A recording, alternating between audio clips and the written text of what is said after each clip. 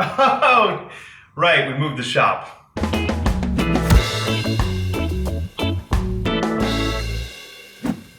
Hey there, fellow makers, Bill here. Welcome down to the old shop. As you can see, everything behind me is gone because we moved all of it into our brand new shop. Everything's really starting to come together in here, but today marks the very last day in the old shop. We've been in this space for the past 5 years. You can see there's my office, all totally empty.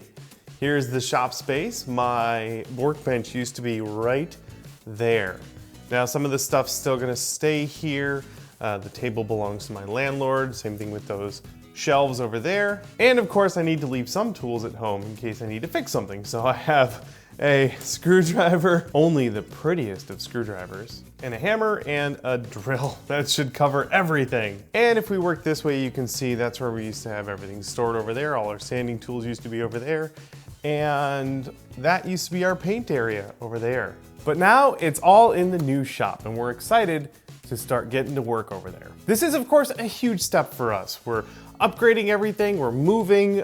We have 2 employees now. Things are really starting to pick up steam. Of course, we're able to do that because of you, with all of your help and support over the last 6 years. The new space and new employees means everything we do is gonna cost a lot more, but it means we can make a lot more and better content. So we thank you very much for your continued support, whether it's through buying our books, supporting us on Patreon, or even just watching and sharing our videos. Speaking of Patreon, we've been documenting our move with some exclusive patron vlogs. So if you're a patron, head on over there and you can check those out, or consider supporting us over there and gaining access to all of those wonderful shenanigans. Get to work!